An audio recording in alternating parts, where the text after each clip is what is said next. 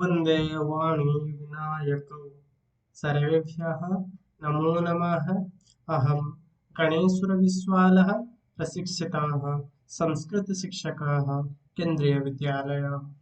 भवतां सर्वेषां षष्ठीकक्षायाः एतस्मिन् कालांशे हार्दं सुस्वागतं, शुभाभिवन्दनं च। प्यारे बच्चों, आज हम षष्ठी कक्षा के प्रथम पाठ शब्द परिचयः प्रथमः इति शीर्षकस्य अभ्यासकार्यं कुर्मः। तर्हि आगच्छन्तु छात्राः, एतस्य शीर्षकस्य अभ्यासकार्यं करिष्यामः। तत्र अस्माकम् अभ्यासकार्यस्य प्रथमः प्रश्नः, क उच्चारणं कुरुतः। यहाँ पर हमको कुछ पद दिया गया है, उन पदों का हमको उच्चारण करना है स्पष्ट रूप में। आइए देखते हैं। प्रथम पद छात्रः, अनन्तरं शिक्षकः, अनन्तरं मयूरः, शुकः, बालकः, गजः,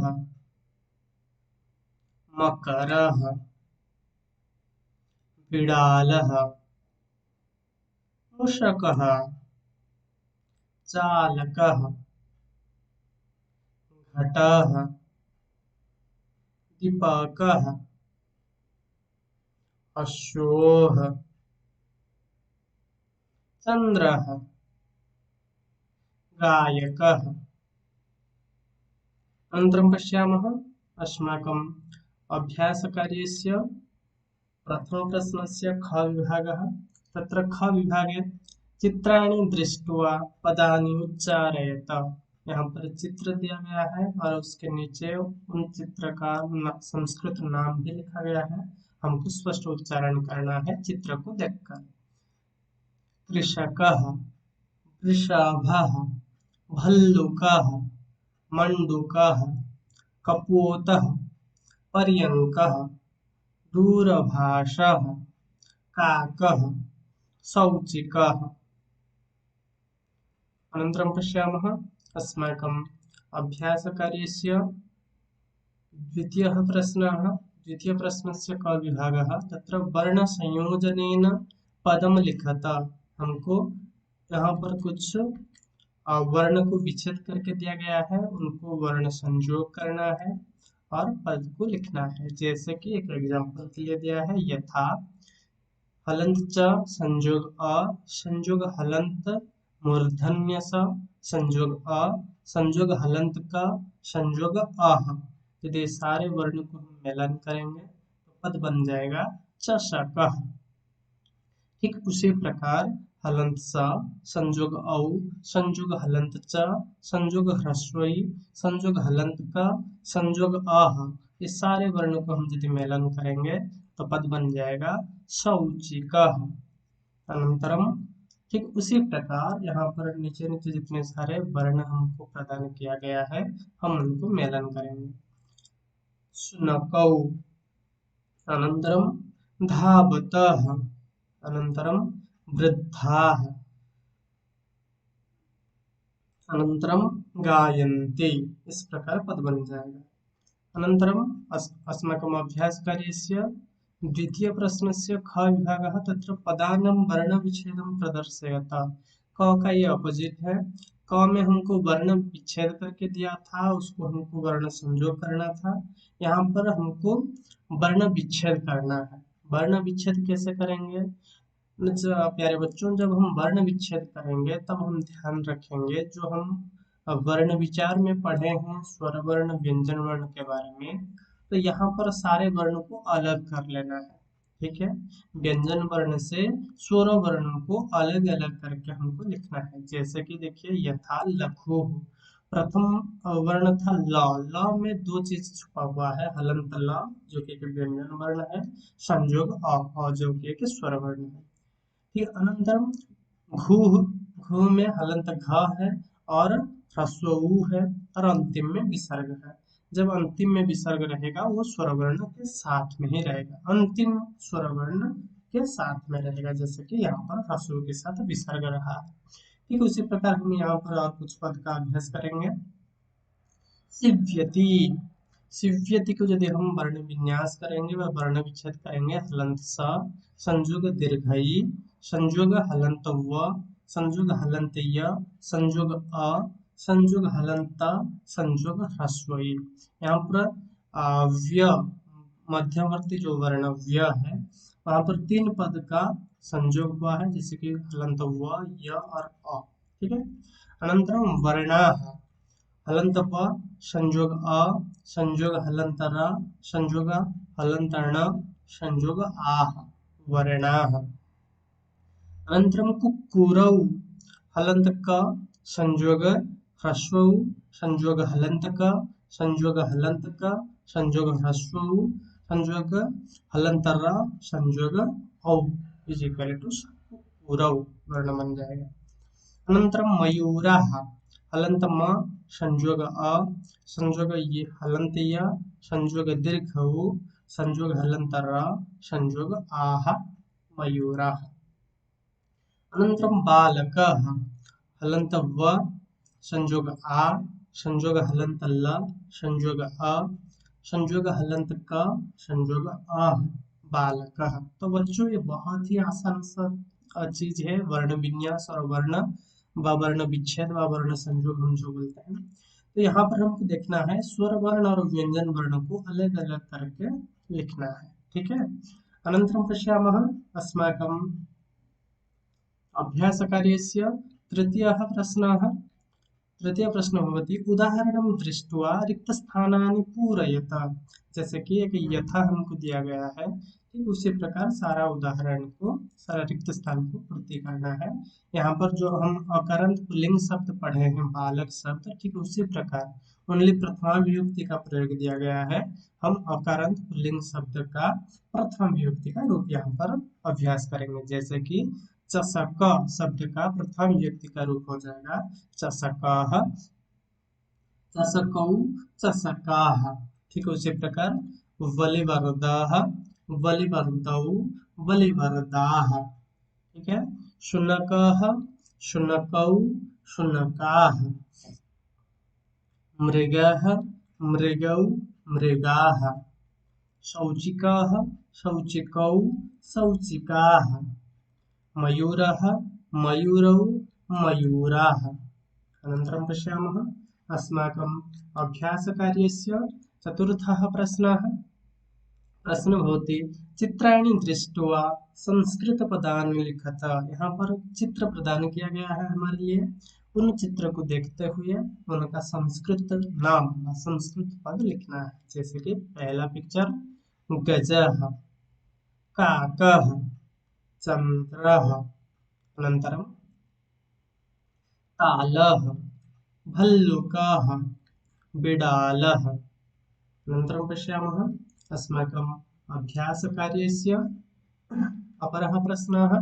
प्रश्नसङ्ख्या 5। चित्रं दृष्ट्वा उत्तरं लिखत। यहाँ पर चित्र दिया गया है, चित्र को देखते हुए हमको उत्तर लिखना है। जैसे कि उदाहरण के लिए एक एग्जाम्पल प्रदान किया है, यथा बालकः किं करोति, बालक क्या कर रहा है, बालकः पठति, बालक पढ़ रहा है। ठीक उसी प्रकार हमको यहाँ बनाना है। अश्वौ किं कुरुताः, अश्वौ अर्थात 2 घोड़ा क्या करते हैं। उत्तरं भवति अश्वौ धावतः, 2 घोड़ा दौड़ रहे हैं। अनन्तरं कुक्कुराः किं कुर्वन्ति, बहुत सारे यहाँ पर कुत्ते हैं, वो क्या करते हैं। उत्तर में हो जाएगा कुक्कुराः भुक्कन्ति, बहुत सारे कुत्ते भौंक रहे हैं। अनन्तरं पश्यामः अस्माकम् अभ्यासकार्यस्य अपरः प्रश्नः। छात्रौ किं कुरुताः, उत्तरं भवति छात्रौ पश्यतः। अनन्तरं कृषकः किं करोति, उत्तरं भवति कृषकः क्षेत्रं कर्षति, कृषक क्षेत्र को कर्षण कर रहा है, बस खेत जुताई कर रहा है। अनन्तरं पश्यामः गजौ किं कुरुताः। गजौ अर्थात दो गज अर्थात दो हाथी क्या कर रहे हैं। उत्तरं भवति गजौ चलताः, दो हाथी चल रहे हैं। अनन्तरं पश्यामः अस्माकम् अभ्यासकार्यस्य अपरः प्रश्नः प्रश्नसङ्ख्या 6 तत्र प्रश्नं भवति पदानि संयोज्य वाक्यानि रचयत। अर्थात पद को संयोग करते हुए वाक्य रचना कीजिए। प्रथमं पश्यामः गजाः। गजाः चलन्ति। गजाः अर्थात बहुत सारे हाथी चलन्ति चल रहे हैं। सिंहौ गर्जतः अर्थात दो सिंह गर्जन कर रहे हैं। गायकः गायति अर्थात जो सिंगर है गायक गाना गा रहा है। बालकौ पठतः दो बालक पढ़ रहे हैं। मयूराः नृत्यन्ति बहुत सारे मोर नृत्य कर रहे हैं। अनन्तरं पश्यामः अस्माकम् अभ्यासकार्यस्य अपरः प्रश्नः प्रश्नसङ्ख्या 7 तत्र 7 प्रश्नं भवति मंजुषातः पदं चित्वा रिक्तस्थानानि पूरयत। अर्थात मंजुषा अर्थात जो आपको बक्स प्रदान किया गया है उस बक्स में कुछ पद प्रदान किया गया है। मंजुषा से कुछ उपयुक्त पद को चयन करते हुए हमको रिक्त स्थान को पूर्ति करना है। तो आइए देखते हैं क मयूराः नृत्यन्ते बहुत सारे मोर है जो नृत्य कर रहे हैं। हाँ गजौ चलतः दो हाथी है चल रहे हैं। ग वृक्षाः फलन्ति पेड़ फल रहे हैं। घ सिंहौ गर्जतः दो सिंह गर्जन कर रहे हैं। वानरः खादति वानरः अर्थात कपि बंदर बंदर खा रहा है। अश्वः धावति अर्थात घोड़ा दौड़ रहा है। इस प्रकार 7 प्रश्न था। अनन्तरम् अस्माकम् अभ्यासकार्यस्य अपरः प्रश्नः प्रश्नसङ्ख्या 8 तत्र सः तौ ते इति एतेभ्यः उचितं सर्वनामपदं चित्वा रिक्तस्थानानि पूरयत। यहाँ पर हमको क्या करना है 3 ऑप्शन हमारे पास है। एक है सह जो कि हम पढ़े हैं सह तौ ते जबकि हमसे कोई दूर में होता है उसके एक वचन के लिए सह का प्रयोग हम करते हैं पुल्लिंग में, द्विवचन के लिए तौ और बहुवचन के लिए ते का प्रयोग करते हैं।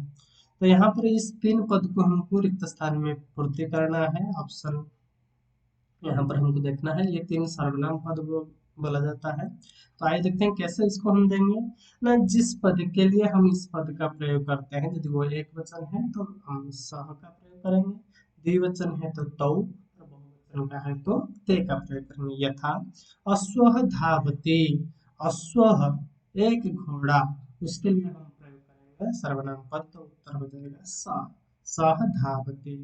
ठीक उसी प्रकार क गजाः चलन्ति बहुत सारे हाथी चल रहे हैं। यहाँ पर गजाः के लिए हमको सर्वनाम पद प्रयोग करना है जेहेतु ये बहुवचन का प्रयोग है जैसे कि हम जानते हैं गजः गजौ गजाः तो ये बहुवचन का है इसलिए हम यहाँ पर जो उसका सर्वनाम पद है प्रयोग करेंगे ते ते चलन्ति। ख छात्रौ पठतः यहाँ पर छात्रौ इस पद के लिए हमको सर्वनाम पद प्रयोग करना है। छात्रों में द्विवचन का प्रयोग है अतः हम प्रयोग यहाँ पर करेंगे तौ तौ पठतः। ग वानराः क्रीडन्ति वानराः अर्थात बहुत सारे बंदर यहाँ पर बहुवचन का प्रयोग है इसलिए हम उसके स्थान पर क्या प्रयोग करेंगे वेरी गुड ते ते क्रीडन्ति। गायकः गायति गायकः इस पद के लिए हमको सर्वनाम पद का प्रयोग करना है। यहाँ पर गायकः एक वचन का प्रयोग है इसलिए हम यहाँ पर प्रयोग करेंगे सः गायति। अनन्तरं मयूराः नृत्यन्ति बहुत सारे मयूर नृत्य कर रहे हैं। यहाँ पर मयूराः पद के लिए हमको सर्वनाम पद का प्रयोग करना है। तो आइए प्रयोग करते हैं। यहाँ पर बहुवचन है इसलिए हम प्रयोग कर लेंगे ते नृत्यन्ति। तो प्यारे बच्चों, इस शीर्षक का कुछ ध्यातव्यम है। ध्यातव्यम का अर्थ होता है ध्यान करने का योग्य व स्मरण करने का योग्य। कुछ चीजें को हम स्मरण करेंगे जो कि हम पहले से ही स्मरण कर चुके हैं और एक बार रिविजन कर लेते हैं। संस्कृते त्रीणि लिंगानि भवन्ति, जैसे हम पहले ही हमको पता है संस्कृत भाषा में 3 लिंग का प्रयोग होता है। क्या क्या होता है? लिंगम, स्त्रीलिंगम और नपुंसकलिंगम। अनंतरम संस्कृते त्रयः पुरुषाः भवन्ति, संस्कृत में 3 पुरुष का भी प्रयोग होता है, जैसे कि प्रथम पुरुषः, मध्यम पुरुषः, उत्तम पुरुषः। अनंतरम संस्कृते त्रीणि वचनानि भवन्ति, संस्कृत में 3 वचनों का भी प्रयोग होता है, जैसे कि एकवचनम, द्विवचनम, बहुवचनम। तो इन सबको हमको याद करना है। तो प्यारे बच्चों, शब्द परिचय प्रथमः, इस शीर्षक का अभ्यास कार्य हम संपूर्ण कर लिए हैं। मैं आशा करता हूँ आप सभी को यह अच्छे से समझ में आ गया होगा। फिर भी इस शीर्षक में, इस अभ्यास कार्य में यदि कहीं पर कुछ भी प्रकार का आपको समस्या लग रहा है तो चिंता करने का आवश्यकता नहीं। आप मुझे मेरा कमेंट बॉक्स को आकर वहां पर अपना जो डाउट है उसको पुट अप करवा दीजिए। मैं निश्चित रूप में आपका समस्या का समाधान कर लूंगा। तो प्यारे बच्चों, आज के कालांश को हम यहीं पर विरमित करते हैं। फिर मिलेंगे अगले कालांश में अगले एक नया वीडियो के साथ। धन्यवाद। नमो नमः।